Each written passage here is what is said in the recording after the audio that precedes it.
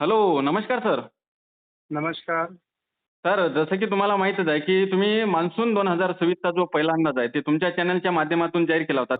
आणि सर त्याचबरोबर आता तुम्ही 1 मे रोजी मान्सून 2026चा हे दुसरा अंदाज सुद्धा जाहीर केलेला आहे. बरोबर. आणि बरेचसे शेतकरी मला सुद्धा फोन करत होते, की काय राहणार सर मान्सून 2026चा दुसरा अंदाज? तर सर शेतकऱ्यांना एक सविस्तर व डिटेलमध्ये माहिती द्यावी सर. 2026 मध्ये साधारणपणे आपण आता पहिल्या अंदाजामध्ये आपले अंदाजाचे नियम आहेत. 26 जानेवारीला आपण पहिला अंदाज देतो, 1 मेला दुसरा आणि 15 ऑगस्टला आपण परतीच्या पावसाचा तिसरा अंदाज देतो. हो, बरोबर तर आहे. हे आपले तारखा फिक्स आहेत आणि त्या तारखांना आपण तो अंदाज देतो म्हणजे देतो. हो, आता पहिल्या अंदाजामध्ये आपण असं बघितलं होतं की 94% पाऊस साधारण देशामध्ये हो. आणि 97% पाऊस हा महाराष्ट्रामध्ये पडेल असा आपला पहिला अंदाज होता. बरोबर आहे. आणि दुसऱ्या अंदाजामध्ये आपण थोडा बदल असा केलाय, की आपल्याला देशामध्ये 95% पाऊस पडेल असं वाटतंय. हो, तर राज्यामध्ये तो 97% चा अंदाज आपला कायम आहे. हो. त्यामध्ये आपण काही फार फेरफार केलेले नाही. परंतु त्याच्यामध्ये काही महिन्याचे जे अंदाज असतात म्हणजे हं, जून, जुलै, ऑगस्ट, सप्टेंबरचे अंदाज जे आहेत, त्यामध्ये बदल झालेला आहे. बरोबर आहे. त्यामध्ये काय आहे, की जूनमध्ये आपण कमी अंदाज दिला होता. तो आपण थोडा वाढवलेला आहे 1-2% आणि त्याचं कारण असं आहे, की आपल्याला असं वाटतंय, की भारतीय हवामान खात्याने मेमध्ये चांगल्या पावसाचे संकेत दिलेत हो, आणि जर मेचे चांगले पावसाने सुरुवात होणार असेल, तर मग जून सुद्धा समाधानकारक अशा प्रकारचं पाऊस देऊ शकतो. बरोबर आहे. आणि त्यामध्ये घाटमाथ्यावर आणि कोकणामध्ये चांगल्या पावसाच्या सरी होतील. मान्सूनपूर्व पाऊस जवळपास 10 जूनपर्यंत असतो. हो, आणि त्यामुळे महाराष्ट्राच्या उर्वरित भागात देखील तो पाऊस होण्याची शक्यता आहे. हो. तर हे सगळं विचारात घेता आपल्याला असा अंदाज आपण दिलाय की जुलैमध्ये सुद्धा आपल्याला 99% पाऊस महाराष्ट्रामध्ये होईल. हं. आणि याच्यात मुख्य कॉन्ट्रिब्युशन जे आहे ते कोकण आणि घाटमाथ्यावरच्या पावसाचं असणार आहे. हो, त्यानंतर महत्त्वाचा अंदाज आहे की ऑगस्ट आणि सप्टेंबर तर जुलैमध्ये देखील पावसाचे खंड मोठ्या प्रमाणात असण्याची शक्यता आहे. हां. त्यामुळे आपण केवळ 95% पाऊस ऑगस्टमध्ये पडेल असा अंदाज घेतलेला आहे. हो, तर जवळपास 97% पावसाचा अंदाज हा आपण सप्टेंबरमध्ये दिलेला आहे. बरोबर. म्हणजे एकूण जो महाराष्ट्राचा हा अंदाज आहे, हं. तो सरासरी 97% आणि देशासाठी 95% असा ठेवलेला आहे. हो, आणि आता आपला अनुभव आहे, की पहिल्या अंदाजामध्ये जेव्हा स्कायमेटचे अंदाज आणि IMDचे अंदाज हे 3 महिन्यानंतर येऊन सुद्धा 100% आपले अंदाज जुळले होते. बरोबर आहे सर. आणि पुन्हा या दोन्ही संस्थांचे अंदाज पुन्हा अपडेट होणार आहेत. आणि राज्याच्या अंदाजात आपण काही फार फेरबदल केलेला नाही. कारण आपल्याला असं दिसतंय, की 97% पाऊस महाराष्ट्रात पडायला काहीच हरकत नाही. हो, त्यामुळे महाराष्ट्रातील शेतकऱ्यांना फार चिंता करण्याची गरज नाही. फक्त बरोबर. चिंता या विषयाची आहे, की उत्तर महाराष्ट्र, मराठवाडा आणि विदर्भ, पश्चिम हो, या भागात मात्र सरासरीपेक्षा कमी पावसाचे आपला अंदाज येतोय. हं. मान्सून चा खरा विदर्भ पूर्व भागामध्ये पाऊस चांगल्या सरासरीपेक्षा जास्त राहण्याची शक्यता आहे. पर्जन्य छायेच्या प्रदेशामध्ये म्हणजे यामध्ये बरेच जिल्हे येतात. हं, हं. सांगली पूर्व, सातारा पूर्व, पुणे पूर्व, नाशिक पूर्व, हो, अहिल्यानगर, त्यानंतर बीड, जालना, छत्रपती संभाजीनगर, हं. सोलापूर, लातूर आणि धाराशिव हे जिल्हे साधारण पर्जन्य छायेच्या प्रदेशात येतात. त्याचबरोबर उत्तर महाराष्ट्राचे सगळे जिल्हे असतात. आणि त्यामुळे या ठिकाणी देखील सरासरीपेक्षा कमी पाऊस पडण्याचा आपला अंदाज आहे.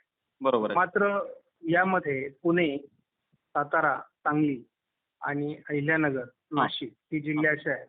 यांच्या पश्चिमी भागामध्ये पाऊस सरासरीपेक्षा जास्त होणार आहे. हो, आणि त्यामुळे या 5ही जिल्ह्यांमध्ये पावसाची सरासरी गाठली जाणार आहे. बरोबर. त्यामुळे इथे सरासरीपेक्षा पूर्व भागात पाऊस जरी कमी असला हं. तरी पश्चिम भाग या जिल्ह्यांच्या सरासरीला कव्हर करणार आहे. हो, तर बरोबर मग आहे. आता प्रश्न असा येतो की उत्तर महाराष्ट्र, मराठवाडा आणि पश्चिम विदर्भात जर पाऊस कमी पडणार असेल तर तो किती कमी पडेल? हो, तर साधारणपणे तो फार दुष्काळी परिस्थिती असणार नाही. हं. परंतु काही तालुके या जिल्ह्यांमधले म्हणजे या भागातले दुष्काळी असण्याची शक्यता जाणवते आहे. हो, आता ते कुठले तालुके असतील असं काही आपल्याला डिटेल्समध्ये आता ते अंदाज लागत नाही.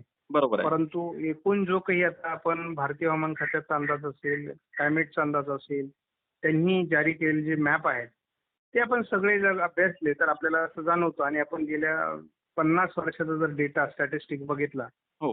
तर आपल्याला जाणवतं की कुठल्या कमी पर्जन्याचे जिल्हे आहेत आणि कुठले जास्त पर्जन्याचे जिल्हे आहेत, त्यांचाही आपण अभ्यास केलेला असतो. बरोबर. कारण कुठलाही अभ्यास हा त्या वर्षातील हवामान कंडिशन्स काय आहेत आणि स्टॅटिस्टिकल डेटा काय सांगतो, अशा प्रकारच्या त्या न्यूमेरिकल आणि बऱ्याच अँगलनी अभ्यास करावा लागतो आणि नंतर मान्सूनचा अंदाज दिला जातो. बरोबर तर आहे. त्या पद्धतीचा आपला बारकाईने अभ्यास असतो आणि आपण गेल्या 5 वर्षापासून हा अंदाज देतो आणि आतापर्यंत आपला अंदाज जवळपास 100% बरोबर आलेला आहे आणि यावर्षी तो बरोबर येणार आहे. हो. परंतु ज्या ठिकाणी आम्ही थोडी दुष्काळी परिस्थिती सांगतो, त्या ठिकाणचा अंदाज चुकावा आणि चांगला पाऊस त्या भागात पडावा असं देखील आम्हाला वाटतं. म्हणजे बरोबर. आमचा अंदाज बरोबर यावा यापेक्षा आमचा आग्रह असा असतो की शेतकऱ्यांना समाधानकारक पाऊस मिळाला पाहिजे. बरोबर आहे सर. कारण शेतकऱ्यांना समाधानकारक पाऊस मिळाला आणि आमचा अंदाज चुकला तरी आम्हाला त्यात आनंद असतो. हो. त्यामुळे आनंद चुकल्याचं दुःख आम्हाला कधीच नसतं. फक्त शेतकरी सुखावला पाहिजे, त्याच्या गरजेपुरता पाऊस पडला पाहिजे ही बरोबर. आमची अपेक्षा आहे. बरोबर आहे. आता दुसरा अंदाज या ठिकाणी असा आहे की पाण्याचे तलाव भरतील का? बरोबर. तर कोकणामधील सर्व तलाव भरणार आहेत. हं.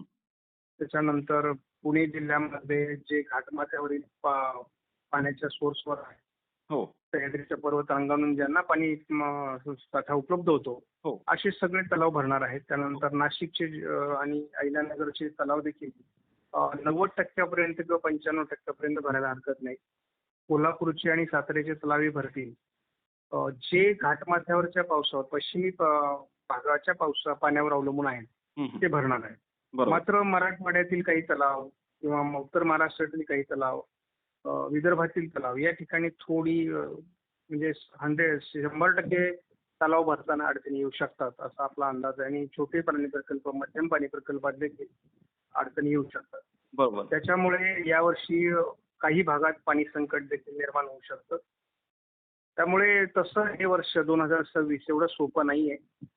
हे शेतकऱ्यांनी पहिले लक्षात घेतलं पाहिजे आणि त्यामुळे पाण्याचा वापर जपून केला पाहिजे आणि शेतचारा जसं जनावरांना कसा वृद्ध होईल हं. यावर अधिक लक्ष दिलं पाहिजे.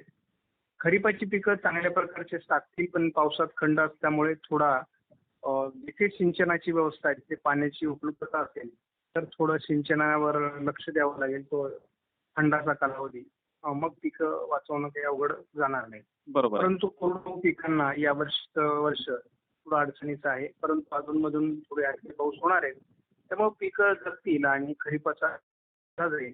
हो. फक्त अडचण अशी आहे की रब्बीच्या हंगामामध्ये शेवटी अखेरीला पाणी कमी पडण्याची शक्यता आहे. त्यामुळे कमी कालावधीत निघणाऱ्या वाणाची निवड शेतकऱ्यांनी करावी अशा प्रकारचा सल्ला आपण शेतकऱ्यांना देऊ. बरोबर आहे. त्यामुळे एकूणच मी शेतकऱ्यांना एवढंच सांगेल की मान्सून 2026 हा तसा महाराष्ट्रासाठी जरी चांगला असला हो. तरी थोडी सतर्कता असणं आपलं आवश्यक आहे. पण बरोबर. दरवर्षी एवढा पाऊस पडेल असं नाही. बरोबर. मात्र एक याच्यात सूचना अशी आहे की यावर्षी म्हणजे उन्हाळा खूप कडक होता.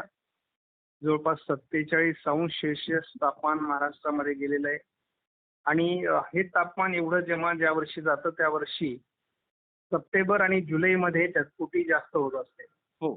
आणि त्यामुळे आपल्याला यावर्षी देखील सप्टेंबर महिन्याच्या परतीच्या पावसामध्ये मोठ्या प्रमाणात ढगफुट्या मराठवाड्यामध्ये, पश्चिम महाराष्ट्रामध्ये होण्याची शक्यता आहे. हां, हां, हां. त्यानंतर जुलैमध्ये कोकण किनारपट्टीला देखील एका दिवसामध्ये 24 तासात 200-250-300 मिलीमीटर पाऊस देखील होऊ शकतो. हो. त्यामुळे आपण सरासरीपेक्षा जास्त अंदाज या भागात दिलेला आहे. बरोबर. त्यामुळे काही जिल्हे आता जरी आपल्याला दुष्काळी वाटत असले तरी जर ढगफुटी सदृश्य पाऊस मोठ्या भागावर झाला तर तो जिल्हा सरासरीपेक्षा जास्त पाऊस देखील घेऊन जाईल. हो. परंतु त्या विभागाची जी सरासरी आहे ती कमी असणार आहे. परंतु हो. काही जिल्ह्यांमध्ये ढगफुट्या जर झाल्या तर अधिक पावसाची नोंद देखील होणार आहे. बरोबर सर. त्यामुळं या संपूर्ण अंदाजाचा शेतकऱ्यांनी अवलोकन करणं आवश्यक आहे हो. आणि आपण प्रत्येक महिन्यामध्ये आपण दिलेला अंदाज आणि प्रत्यक्ष झालेला पाऊस याची सुद्धा जुळणी करणार आहोत. बरोबर. आणि त्यामुळे शेतकऱ्यांना लक्षात येईल की नेमकी काय बदल होतोय. आता मान्सून कधी येणार आहे? हो. तर आपला अंदाज आहे की तो मान्सून साधारणपणे 12 तारखेपासून तर 20 तारखेच्या दरम्यान येईल. हो. त्यातही 15 ते 20 हा आपण डेट आपल्या व्हिडिओमध्ये दिलेली आहे. हो, हो. बरोबर. शिवाय तो 31 किंवा 28 मे पासून तर 3 जूनच्या दरम्यान केरळामध्ये यायला अपेक्षित आहे. आणि महाराष्ट्रामध्ये 7 ते 10च्या दरम्यान येईल असा आपला प्राथमिक अंदाज आहे. हे अंदाज कधी-कधी मागे-पुढे होत असतात. हो. कारण एल निनोचं वर्ष आहे आणि त्यामुळे संपूर्ण वातावरण अनुकूल झालं नाही. बरोबर. तर मान्सून रखडत असतो. त्यामुळे या तारखा 1-2 दिवस अगोदर किंवा पुढे किंवा मागे तरी होऊ शकतात. हो. हेही लक्षात घ्या. बरोबर. आपले सगळे अंदाज जे आपण पर्सेंटेजमध्ये दिलेले आहेत त्याच्यामध्ये 5% प्लस मायनस झालेलं आहे. हे देखील शेतकऱ्यांनी लक्षात घ्यायचं आहे. त्यामुळे हा आपला अंदाज 100% बरोबर येईल अशी शक्यता आहे. बरोबर. परंतु हे वर्ष शेतकऱ्यांच्या दृष्टीने सतर्कतेचं आहे. हे बरोबर सर. शेतकऱ्यांनी लक्षात ठेवावं. मात्र सर समोर जर खंड जर पडला तर किती दिवसाचा खंड राहू शकते तरी? तरी 10 दिवसाचा 8 दिवसाचा खंड देखील असू शकतो. कधी-कधी 14 दिवसापर्यंत खंड लांबण्याची शक्यता हो. ऑगस्टमध्ये आहे. बरोबर सर. मात्र सर आता तुम्ही जे मान्सून 2026 चा जो अंदाज दुसरा जाहीर केलेला आहे, तर ते कोणत्या चॅनलच्या माध्यमातून केला आणि कुठे जाऊन शेतकरी पाहू शकतात ते? आपण शेती माझी प्रयोगशाळा या चॅनलवर देखील हा अंदाज कालच पोस्ट केलेला आहे 1 हो. तारखेला. हो. आणि डॉक्टर मच्छिंद्र बांगर ब्लॉग हा जो चॅनल आपला आहे त्यावरही प्रसिद्ध केलेला आहे. हां, हां. तर दोन्ही ठिकाणी हा अंदाज उपलब्ध आहे. समान डेटा आहे. हो. बरोबर सर. नक्कीच सर, तुम्ही शेतकऱ्यांना एक महत्त्वपूर्ण आणि डिटेलमध्ये माहिती दिल्याबद्दल धन्यवाद सर. ओके. धन्यवाद.